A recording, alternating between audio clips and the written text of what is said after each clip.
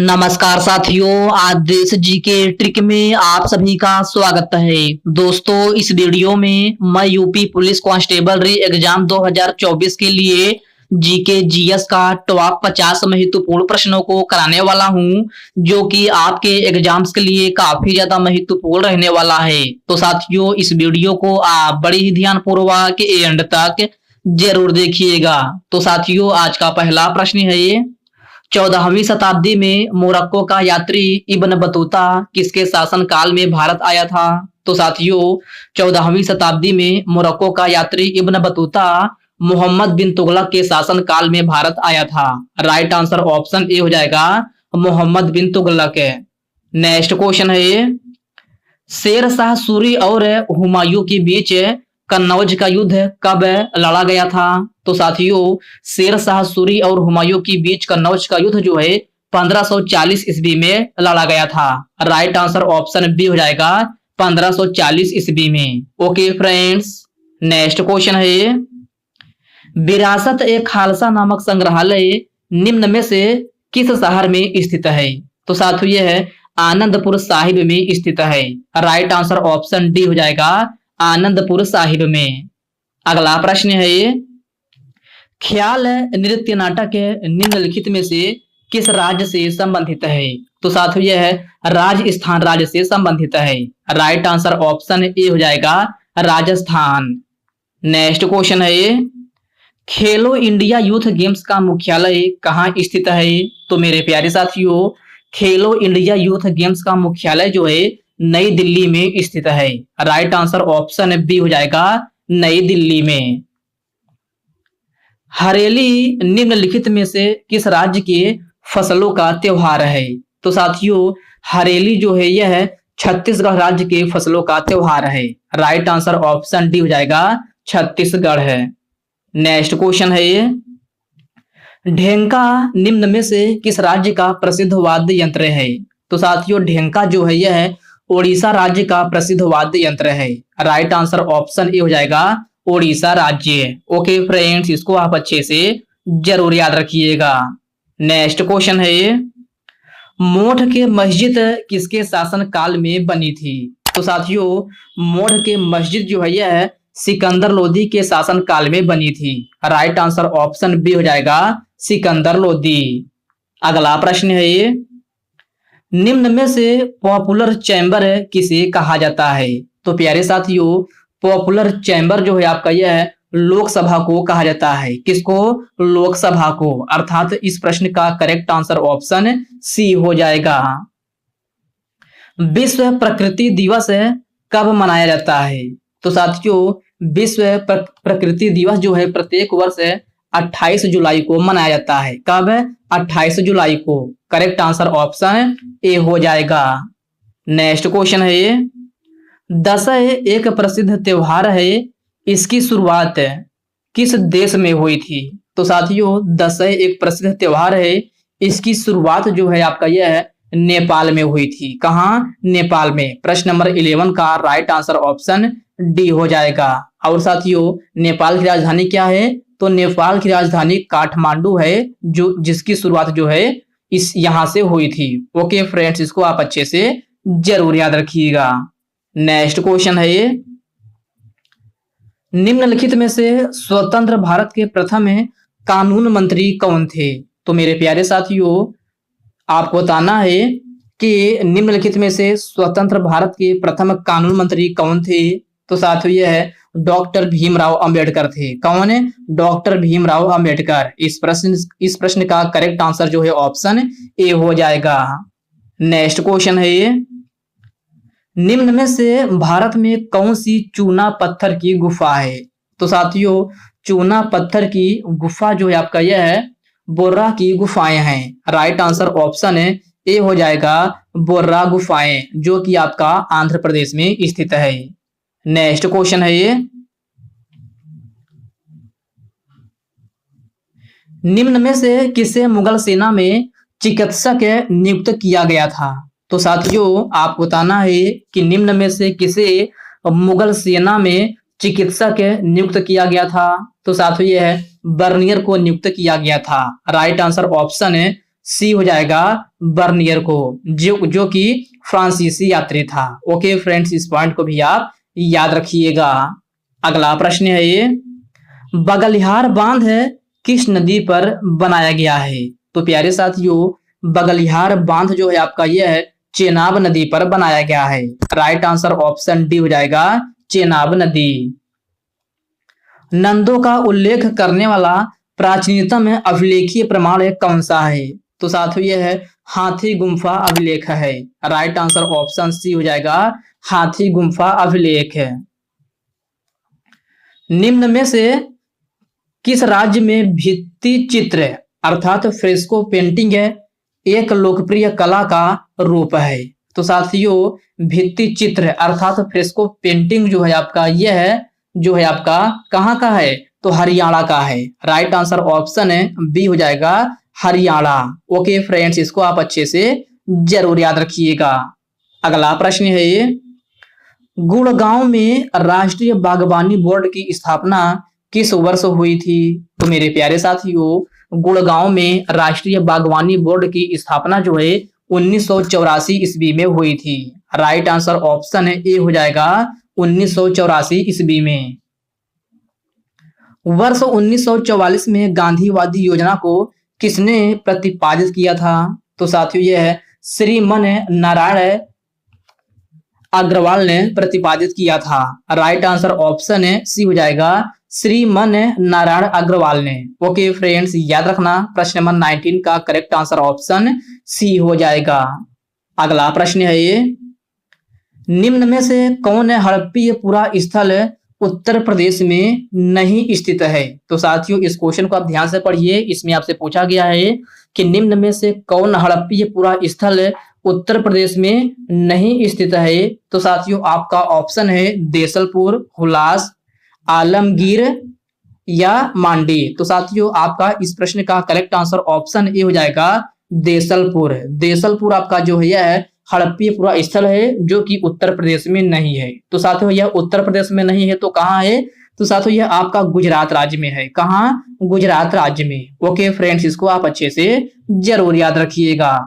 आपका अगला प्रश्न है ये, वानर सेना और मंजरी सेना किस आंदोलन से संबंधित है? तो साथियों वानर सेना और मंजरी सेना आपका जो है सविनय अवज्ञा आंदोलन से संबंधित है। राइट आंसर ऑप्शन सी हो जाएगा सविनय अवज्ञा आंदोलन। अखिल भारतीय किसान सभा की स्थापना कब हुई थी? तो मेरे प्यारे साथियों अखिल भारतीय किसान सभा की स्थापना जो है 1936 ईस्वी में हुई थी। राइट आंसर ऑप्शन डी हो जाएगा 1936 ईस्वी में। और साथियों अखिल भारतीय किसान सभा की स्थापना 1936 में कहाँ हुई थी? तो साथियों यह है लखनऊ में हुई थी। कहाँ? लखनऊ में। तो इस पॉइंट को भी आप अच्छे से जरूर याद रखिएगा। कलकत्ता नगर की स्थापना किसने की थी? तो साथियों कलकत्ता नगर की स्थापना जो है जॉब चारनाक ने की थी। राइट आंसर ऑप्शन ए हो जाएगा जॉब चारनाक ने। नेक्स्ट क्वेश्चन है ये, 9 डिग्री चैनल है किसके बीच अवस्थित है? तो साथियों 9 डिग्री चैनल जो है आपका यह है कवारत्ती और मिनकाई के बीच में अवस्थित है। राइट आंसर ऑप्शन है डी हो जाएगा कवारत्ती और मिनिकाई।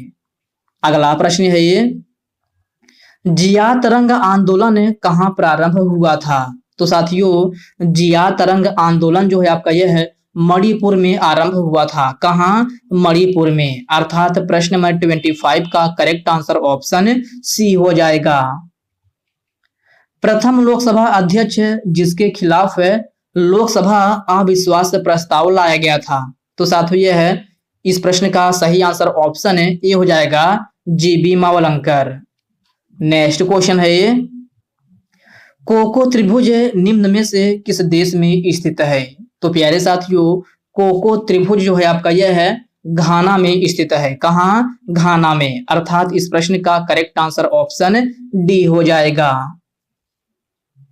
विश्व का सबसे बड़ा समुद्री सीमा वाला देश कौन सा है? तो साथियों विश्व का सबसे बड़ा समुद्री सीमा वाला देश जो है आपका यह है कनाडा है। राइट आंसर ऑप्शन है सी हो जाएगा कनाडा। ओके फ्रेंड्स, इसको आप अच्छे से जरूर याद रखिएगा। अगला प्रश्न है ये, असम राज्य का कौन सा उद्यान एक सींग वाले गैंडे के लिए प्रसिद्ध है?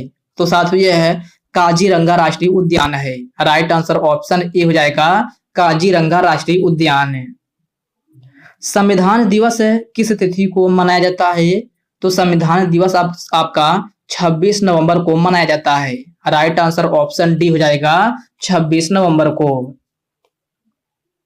महाबलीपुरम का रथ मंदिर का निर्माण किस पल्लव शासक ने करवाया था? तो महाबलीपुरम का रथ मंदिर का निर्माण जो है आपका यह है नरसिंह वर्मन ने करवाया था। राइट आंसर ऑप्शन सी हो जाएगा नरसिंह वर्मन ने। अगला प्रश्न है ये, भारत के राष्ट्रीय विकास परिषद का अध्यक्ष कौन होता है? तो भारत के राष्ट्रीय विकास परिषद का अध्यक्ष जो है आपका यह है प्रधानमंत्री होता है। राइट आंसर ऑप्शन बी हो जाएगा प्रधानमंत्री। विश्व व्यापार संगठन का मुख्यालय कहाँ स्थित है? तो विश्व व्यापार संगठन का मुख्यालय आपका जिनेवा में स्थित है। राइट आंसर ऑप्शन ए हो जाएगा जिनेवा में। कौन सी खाड़ी भारत और श्रीलंका को एक दूसरे से अलग करती है? तो साथियों भारत और श्रीलंका को एक दूसरे से जो है आपका यह है मन्नार की खाड़ी अलग करती है। राइट आंसर ऑप्शन डी हो जाएगा मन्नार की खाड़ी। अगला प्रश्न है ये, आधुनिक समष्टि अर्थशास्त्र का जनक किसे माना जाता है? तो मेरे प्यारे साथियों आधुनिक समष्टि अर्थशास्त्र का जनक जो है जेम एकिंस को माना जाता है। राइट आंसर ऑप्शन ए हो जाएगा जे एम कीन्स। सॉरी फ्रेंड्स, ये आपका जे एम कीन्स को जो है आपका आधुनिक समष्टि का अर्थशास्त्र का जनक माना जाता है। तो इसको आप अच्छे से जरूर याद रखिएगा। भारत के आजादी के समय कांग्रेस के अध्यक्ष कौन थे? तो भारत के आजादी के समय कांग्रेस का अध्यक्ष जो है जीबी कृपलानी थे। राइट आंसर ऑप्शन सी हो जाएगा जीबी कृपलानी। नंदवंश का अंतिम शासक कौन था? तो नंदवंश का अंतिम शासक घनानंद था। राइट आंसर ऑप्शन ए हो जाएगा। भारत में प्रथम मुस्लिम आक्रमणकारी था। तो प्यारे साथियों आपको बताना है कि भारत में प्रथम मुस्लिम आक्रमणकारी कौन था? तो भारत में प्रथम मुस्लिम आक्रमणकारी जो है आपका यह मोहम्मद बिन कासिम था। राइट आंसर ऑप्शन डी हो जाएगा मोहम्मद बिन कासिम। बाबर का जन्म कब हुआ था? तो साथियों इस प्रकार के भी प्रश्न कभी कभी आपके एग्जाम में पूछ लिए जाते हैं। जैसे कि इसमें आपसे पूछा गया है कि बाबर का जन्म कब हुआ था? तो बाबर का जन्म आपका 1483 ईस्वी में हुआ था। करेक्ट आंसर ऑप्शन बी हो जाएगा 1483 ईस्वी में। बाबर ने भारत पर पहला आक्रमण कब किया था? तो आपको बताना है कि बाबर ने भारत पर पहला आक्रमण कब किया था? तो यह 1519 ईस्वी में किया था। कब? 1519 ईस्वी में। प्रश्न नंबर 40 का करेक्ट आंसर ऑप्शन ए हो जाएगा। ध्यानचंद्र हॉकी स्टेडियम कहां पर स्थित है? तो ध्यानचंद्र हॉकी स्टेडियम आपका जो है लखनऊ में स्थित है। राइट आंसर ऑप्शन डी हो जाएगा लखनऊ में। बाबर ने किस युद्ध में जिहाद का नारा दिया था? तो साथियों इस प्रश्न में आपसे पूछा गया है कि बाबर ने किस युद्ध में जिहाद का नारा दिया था? तो साथियों यह है खानवा के युद्ध में दिया था। राइट आंसर ऑप्शन बी हो जाएगा खानवा के युद्ध में। और साथियों खानवा का युद्ध कब हुआ था? तो खानवा का युद्ध जो है 1527 ईस्वी में हुआ था। कब? 1527 ईस्वी में। तो इस पॉइंट को भी आप अच्छे से जरूर याद रखिएगा। हिंद महासागर की सबसे गहरी खाई कौन सी है? तो हिंद महासागर की सबसे गहरी खाई जो है आपका जावा खाई है। राइट आंसर ऑप्शन ए हो जाएगा। किस देश को सफेद हाथियों का देश कहते हैं? तो सफेद हाथियों का देश जो है आपका यह है थाईलैंड को कहते हैं। राइट आंसर ऑप्शन बी हो जाएगा थाईलैंड को। किस देश को नहरों का देश कहते हैं? तो नहरों का देश पाकिस्तान को कहते हैं। राइट आंसर ऑप्शन सी हो जाएगा। निम्न में से किस घाटी में करेवा पाए जाते हैं? तो साथियों करेवा जो है आपका यह है कश्मीर घाटी में पाए जाते हैं। राइट आंसर ऑप्शन है ए हो जाएगा कश्मीर घाटी में। ओके फ्रेंड्स, इसको आप अच्छे से जरूर याद रखिएगा। अगला प्रश्न है ये, सेवराय पहाड़ियां कहाँ अवस्थित हैं? तो साथियों सेवराय पहाड़ियां जो है आपका यह है तमिलनाडु में अवस्थित है। राइट आंसर ऑप्शन है डी हो जाएगा तमिलनाडु में। और साथियों एक पहाड़ी है जवादी, ये जवादी पहाड़ी भी पूछा जाता है, आपसे क्वेश्चन पूछा जाता है कि जवादी और सेवराय पहाड़ियां कहाँ अवस्थित है? तो ये जवादी और सेवराय दोनों पहाड़ियां आपका तमिलनाडु में अवस्थित हैं। अगला प्रश्न है ये, अरावली एवं विंध्य श्रृंखलाओं के मध्य कौन सा पठार अवस्थित है? तो प्यारे साथियों अरावली एवं विंध्य श्रृंखलाओं के मध्य जो है आपका यह है मालवा का पठार अवस्थित है। राइट आंसर ऑप्शन है बी हो जाएगा मालवा का पठार। तमिलनाडु एवं आंध्र प्रदेश का पूर्वी तट कहलाता है। तो मेरे प्यारे साथियों आपको बताना है कि तमिलनाडु एवं आंध्र प्रदेश का पूर्वी तट क्या कहलाता है? तो साथियों यह कोरोमंडल कहलाता है। क्या? कोरोमंडल। प्रश्न नंबर 49 का करेक्ट आंसर ऑप्शन सी हो जाएगा। काराकोरम पर्वत श्रेणी का पूर्ण नाम था। तो प्यारे साथियों काराकोरम पर्वत श्रेणी का पूर्ण नाम जो है कृष्णागिरी था। क्या? Krishnagiri. Right answer option A हो जाएगा। नंगा पर्वत चोटी किस श्रेणी में स्थित है? तो नंगा पर्वत चोटी आपका जो है यह है हिमालय श्रेणी में स्थित है। राइट आंसर ऑप्शन है सी हो जाएगा हिमालय श्रेणी में। कुल्लू घाटी किन दो पर्वत श्रेणियों के मध्य स्थित है? तो साथियों कुल्लू घाटी आपका जो है यह है धौलाधर और पीर पंजाल के मध्य अवस्थित है। राइट आंसर ऑप्शन है ए हो जाएगा धौलाधर एवं पीर पंजाल। ओके फ्रेंड्स, इसको आप अच्छे से जरूर याद रखिएगा। आपसे पूछा जाए कि कुल्लू घाटी किन दो पर्वत श्रेणियों के मध्य स्थित है? तो कुल्लू घाटी आपका धौलाधर एवं पीर पंजाल पर्वत श्रेणियों के मध्य स्थित है।